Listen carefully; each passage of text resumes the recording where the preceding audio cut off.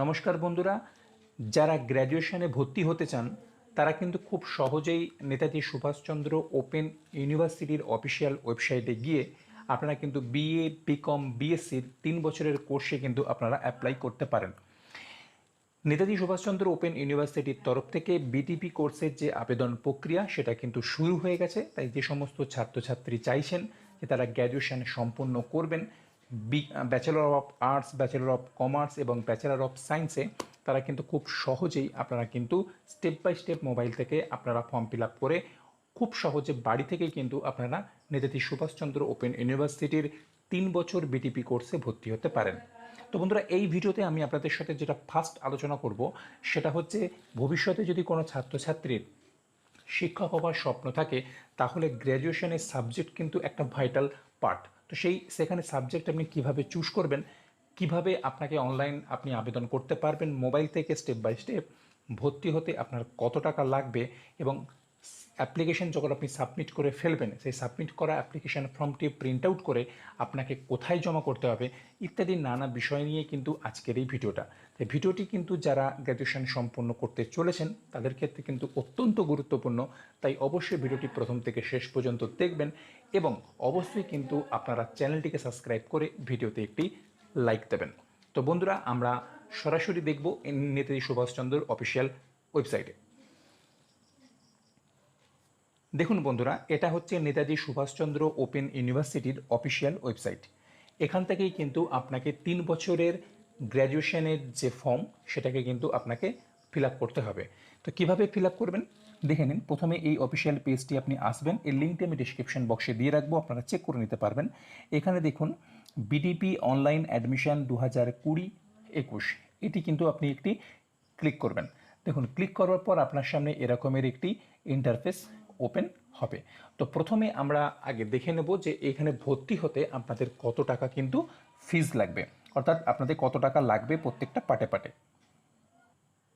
দেখুন বন্ধুরা, এখানে দুটো উপর থেকে আপনারা দেখতে পাচ্ছেন notification related of to revision of fee structure, English version এবং বেঙ্গলি ভার্সন। আপনার যেটা পছন্দ আপনি সেটাই কিন্তু এখান থেকে ডাউনলোড করতে পারবেন। তো আমি আপনাকে এখানে বেঙ্গলি ভার্সনটা ডাউনলোড করে দেখাচ্ছি, আপনারা দেখে নিন। দেখুন, এখানে দেখতেই পাচ্ছেন পশ্চিমবঙ্গ সরকারের উচ্চশিক্ষা দপ্তরে 13/8/2020 তারিখের নির্দেশ অনুসারে এই মেমো নম্বর অনুসারে আপনাদের কিন্তু ভর্তি প্রক্রিয়া শুরু হয়েছে এবং সেখানে ভর্তি হওয়ার জন্য কী কী দেখুন আপনাকে দেখা হয়েছে। দেখুন, উল্লেখিত অনলাইন অ্যাপ্লিকেশন ভেরিফিকেশান এবং প্রক্রিয়াকরণ ফি বাবদ 275 টাকা এবং বিবরণপত্র ফি বাবদ 150 টাকা, মোট 425 টাকা মুকুব করা হয়েছে। এবং এখানে আপনাদের যেটা লেখা হবে দেখুন, বিষয় হচ্ছে বাংলা, ইংরেজি, ইতিহাস, রাষ্ট্রবিজ্ঞান, জনপ্রশাসন, সমাজতত্ত্ব, শিক্ষা, কমার্স, অর্থনীতি ইত্যাদি বিষয়গুলো নিয়ে যারা ভর্তি হতে চাইছেন তাদের কিন্তু মোট টাকা লাগবে 2575 টাকা। যারা পদার্থবিদ্যা, রসায়ন, ভূগোল, গণিত এর সাথে সহায়ক পাঠ্যক্রম, রাষ্ট্রবিজ্ঞান ইত্যাদি রাখতে চাইছেন তাদের ক্ষেত্রে কিন্তু 3575 টাকা, এবং যারা প্রাণীবিদ্যা, উদ্ভিদবিদ্যা, গণিতের সাথে সহায়ক পাঠ্যক্রম পদার্থবিদ্যা রাখতে চাইছেন তাদের কিন্তু 4741 টাকা পেমেন্ট করতে হবে। এবং মোট কোর্স ফি 1/3 ভাগ প্রথম শিক্ষাবর্ষের কোর্স ফি, অন্যান্য পরীক্ষার যেগুলো ফ্রি রয়েছে সেগুলো আপনারা দেখতে পাচ্ছেন, লেখা রয়েছে ডিটেলসে, আপনারা দেখে নেবেন। স্টেপ বাই স্টেপ আমি আপনাদেরকে এবার দেখাচ্ছি আপনারা কীভাবে ফর্মটা ফিল আপ করবেন। দেখুন, এখানে দেখুন click here to apply online BDP admission 2020-21, এখানে জাস্ট আপনি একটি ক্লিক করবেন। ক্লিক করবার পর আপনার সামনে কিন্তু এই পেজটি ওপেন হবে। এখানে দেখুন 4টে স্টেপ কিন্তু আপনাকে সম্পন্ন করতে হবে। কি কি না, registration, upload documents, online verification by the university এবং পে ফি, এই 4টে অপশান কিন্তু আপনাকে ক্লিয়ার হবে। তো এরপর আপনি রেজিস্টার করতে পারেন, অথবা যদি আপনি রেজিস্টার করে থাকেন তাহলে আপনি application ID, date of birth এবং সিকিউরিটি কোড দিয়ে আপনি কিন্তু এগুলোকে চেক করতে পারেন। তো প্রথমে আমি এখানে রেজিস্টারে ক্লিক করব। দেখুন, রেজিস্টারে ক্লিক করার পর এখানে আপনার সামনে এই পেজটি কিন্তু ওপেন হয়েছে। তাহলে এখানে কি হয়েছে, দেখুন এখানে আপনাকে 4টে অপশান দেখাচ্ছে। কি অপশান না, apply for BDP in arts, apply for BDP in education, apply for BDP in science, apply for BDP in commerce. উচ্চ মাধ্যমিকে আপনার যে সাবজেক্ট ছিল বা যে স্ট্রিম ছিল সেই স্ট্রিম অনুযায়ী কিন্তু আপনাকে ভর্তি হতে পারবে, হতে হবে। একটা জিনিস আপনাকে আমি বলে রাখি, আপনি যে বিষয়ে অনার্স করবেন সেই বিষয়টি যেন অবশ্যই আপনার উচ্চ মাধ্যমিকে থেকে থাকে, তবেই কিন্তু আপনি সেই বিষয়টি আপনি অনার্স করতে পারবেন। আদার্সওয়াইজ কিন্তু আপনার ডকুমেন্ট ভেরিফিকেশনের সময় কিন্তু আপনার সমস্যা হতে পারে। তো আমি যদি এখানে বিটিপি আর্টস দিয়ে আপনাদেরকে দেখাবো, এবং আপনারা যারা সায়েন্স বা কমার্সেও ভর্তি হতে চাইছেন সেম স্টেপ আপনারা ফলো করতে পারেন। তো এখানে বিটিপি ইন আর্টসে আমি ক্লিক করলাম। দেখুন, ক্লিক করার পর আপনার সামনে এরকম একটি পেজ ওপেন হবে। এখানে কি লেখা হয়েছে, সিলেক্ট বোর্ড অর ইউনিভার্সিটি, আপনি যেখান থেকে পাস করেছেন। আমি যদি পশ্চিমবঙ্গের ক্ষেত্রে ধরি তাহলে ডাব্লিউবি কাউন্সিল, এছাড়াও সিবিএসসি, আইসিএসসি বা আদার্স যদি বোর্ড থাকে আপনি কিন্তু চুজ করতে পারেন। যদি এখানে আপনি আদার চুজ করেন তাহলে কিন্তু আপনাকে বোর্ডের নাম এখানে লিখতে হবে। তো আমি এখানে ডাব্লিউবি কাউন্সিলের নাম দিচ্ছি।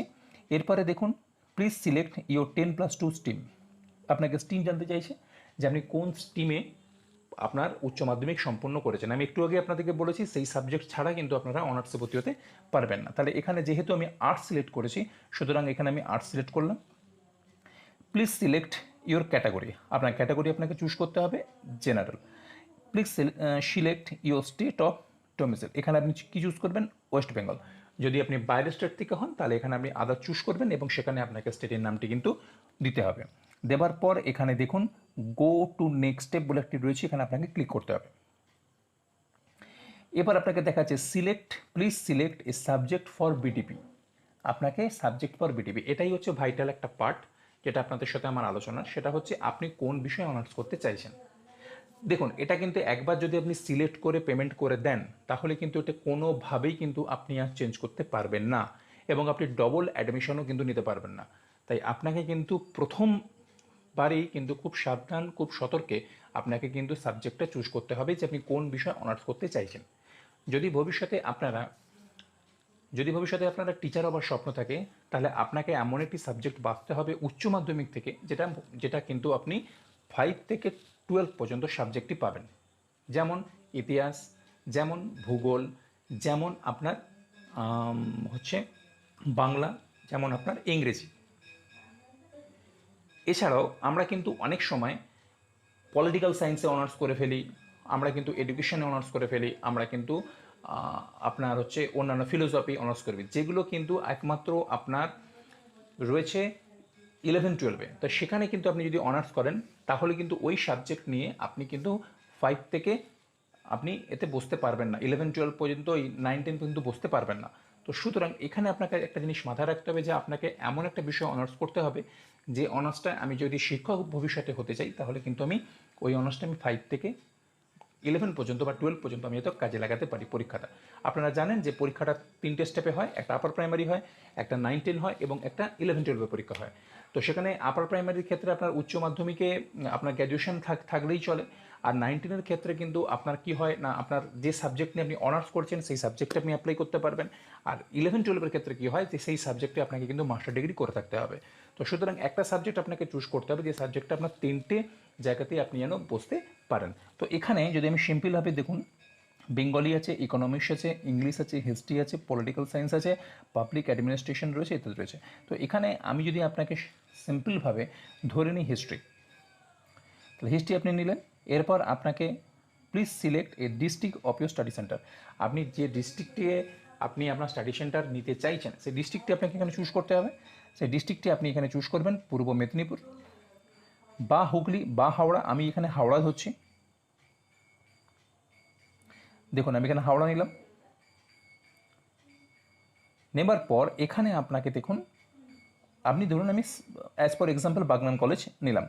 নেবার পর আপনাকে এখানে গো টু নেক্সট স্টেপে ক্লিক করতে হবে।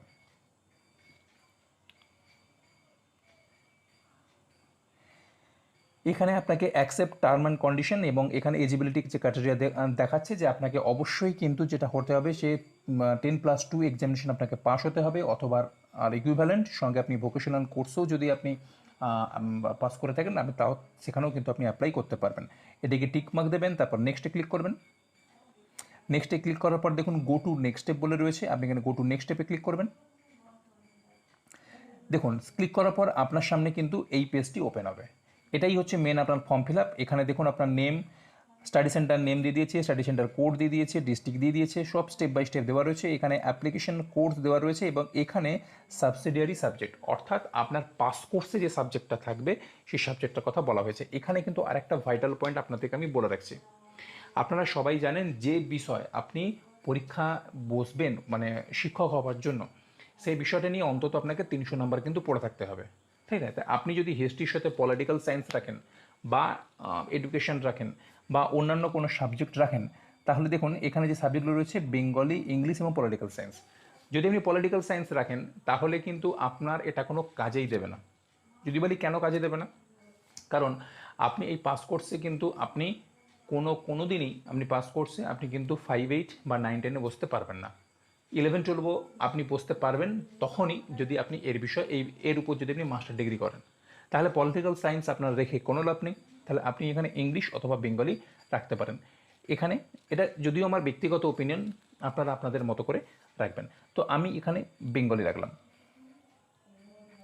সাবজেক্ট কম্বিনেশন কিন্তু খুব ভালোভাবে, খুব সাবধানবশত চিন্তাভাবনা করে করবেন, কারণ একবার ফর্মটা সাবমিট হয়ে গেলে দ্বিতীয়বার কিন্তু আপনি কোনোভাবেই চেঞ্জ করতে পারবেন না। দেখুন এখানে হয়ে যাবার পর এবার আপনাকে স্টেপ বাই স্টেপ এখানে আপনার নাম দেবেন, অর্থাৎ উচ্চ মাধ্যমিকের মার্কশিটে আপনার যা নাম দেওয়া রয়েছে সেই নামটি আপনি দেবেন, প্রেজেন্ট অ্যাড্রেস দেবেন, আপনার পিন কোড দেবেন, পার্মানেন্ট অ্যাড্রেস দেবেন। এখানে কিন্তু সেম বলে লিখবেন না, দুটোতেই কিন্তু সমানভাবে আপনি ফর্ম ফিল আপ করবেন। অ্যাপ্লিক্যান্ট মোবাইল নাম্বার, একটা চালু মোবাইল নাম্বার দেবেন, কারণ নেতাজি সুভাষচন্দ্র ওপেন ইউনিভার্সিটির সমস্ত কমিউনিকেশন কিন্তু বাই মোবাইল হয়, তাই মোবাইল নাম্বারটি খুব সাবধানবশত দেবেন। ইমেল আইডি দেবেন, টেলিফোন নাম্বার যদি আপনি থাকে দেবেন, না থাকলে দেওয়ার দরকার নেই। ডেট অফ বার্থ আপনাকে কিন্তু আপনার মাধ্যমিকের রেকর্ড অনুযায়ী আপনাকে ডেট অফ বার্থ দিতে হবে। ম্যাটেরিয়াল স্ট্যাটাস আপনি যদি হন এখানে সিঙ্গেল কি ম্যারিড কি আনম্যারিড আপনি এখানে দিয়ে দেবেন। দেবার পর আপনাকে এখানে জেন্ডার আপনি চুজ করবেন, দেখুন দেখতে পাচ্ছেন জেন্ডার মেল ফিমেল ট্রান্সজেন্ডার, যা আপনার জেন্ডার আপনি দেবেন।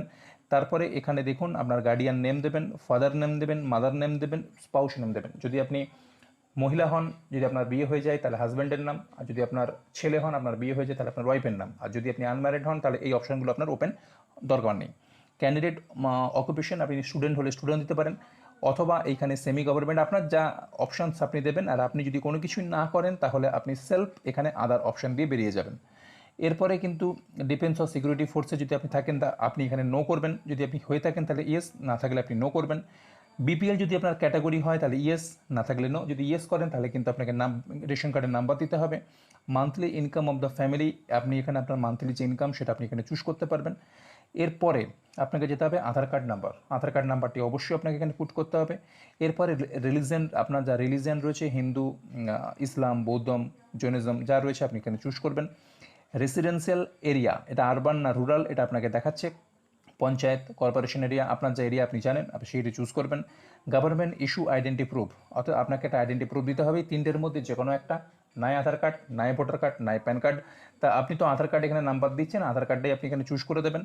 এরপর were already registered in NSOU, অর্থাৎ আপনি কি নেতাজি সুভাষচন্দ্র ওপেন ইউনিভার্সিটি থেকে অলরেডি কোনো কোর্সে যুক্ত রয়েছেন। যদি ইয়েস হন তাহলে ইয়েস করবেন। দেখুন যদি ইয়েস হন তাহলে কিন্তু আপনাকে এখানে রেজিস্ট্রেশন নাম্বার, মোবাইল নাম্বার, আপনার যে এনরোলমেন্ট নাম্বার আপনাকে কিন্তু চাইবে। তো সুতরাং যদি ইয়েস করেন তাহলে কিন্তু অবশ্যই আপনাকে পুট করতে হবে, আদার্সওয়াইজ আপনি যদি না হন তাহলে নো করবেন। এরপর সেকেন্ডারি, মাধ্যমিকে আপনি কোন বোর্ড থেকে পাস করেছেন, কবে পাস করেছেন এবং সাবজেক্ট কী কী ছিল আপনি লিখবেন। লেখার পর পার্সেন্টেজ অফ মার্কস যে রয়েছে সেখানে আপনি বসাবেন। এরপর হায়ার সেকেন্ডারিতে আপনি আপনার ডিটেলস অনুযায়ী আপনি বসাবেন। একইভাবে ব্যাচেলার ডিগ্রিতেও সেম, আপনি কোন বোর্ড থেকে পাস করছেন যদি আপনার থেকে থাকে তাহলে সেখানে দেবেন। এরপরে আপনি আপনার ডিটেলস দেবেন। এখানে ইস্যু একটা জিনিস আপনাদের মাথায় আসতে পারে যে ব্যাচেলার ডিগ্রি, হ্যাঁ অনেকে ব্যাচেলার ডিগ্রি সম্পূর্ণ করেছেন অন্য কোনো ইউনিভার্সিটি থেকে, হয়তো কোনো কারণে মার্কস কম পেয়েছেন, তারাও কিন্তু এখানে আবেদন করেন। তো সুতরাং আপনি যদি এরকম ধরনের যদি কোনো ক্যান্ডিডেট থেকে থাকেন ওনারাও কিন্তু এখানে অ্যাপ্লাই করতে পারেন। তারপরে আপনি এখানে প্রিভিউতে ক্লিক করবেন, আপনার পুরো যে ফর্মটা আপনি ফিল আপ করলেন সেটা কিন্তু আপনি এখানে চেক করে নিতে পারবেন। তো আমি তাড়াহুড়ো করে ফর্মটা একটু আপনাদের সাথে ফিল আপ করে দেখিয়ে দিচ্ছি, তারপর আপনাদের নেক্সট স্টেপে আমি যাচ্ছি। দেখুন একটা ফর্ম আমি এখানে ফিল আপ করেছি, জাস্ট আপনাদের উদাহরণ বোঝাবার জন্য। এভাবে আপনারা ফর্মটা ফিল আপ করে নেবেন। এরপর প্রিভিউ করবার পর আপনাদের সামনে কিন্তু এরকমের টোটাল ডিটেলসটা আসবে। আপনারা এখান থেকে আপনাদের ডেটা আপনারা চেক করে নেবেন সব কিছু ঠিকঠাক হয়েছে কিনা। যদি ভুল থাকে তাহলে আপনারা ব্যাকে যাবেন, আর যদি ভুল না থাকে তাহলে কিন্তু আপনারা এই আই হেয়ার বাই ডিক্লেয়ার যে অপশান দেওয়া রয়েছে এখানে জাস্ট একটি ক্লিক করবেন। ক্লিক করবার পর এই সাবমিট বটনে কিন্তু আপনারা ক্লিক করবেন। খুব সাবধানে কিন্তু আপনারা ক্লিক করবেন, যদি একবার ক্লিক করে দেন এরপর কিন্তু আপনারা কোনোভাবেই কিন্তু আর চেঞ্জ করতে পারবেন না। দেখুন এরকমের একটি অপশান আপনার সামনে আসবে। আসবার পর আপনাদের সামনে কিন্তু আপনারা চেক করে নেবেন টোটাল এরপরে আপনাদেরকে চলে যাবে click here two log in two dashboard, option দেওয়া রয়েছে click here two log in two dashboard. তো ড্যাশবোর্ডে আপনাকে এখানে ক্লিক করতে হবে।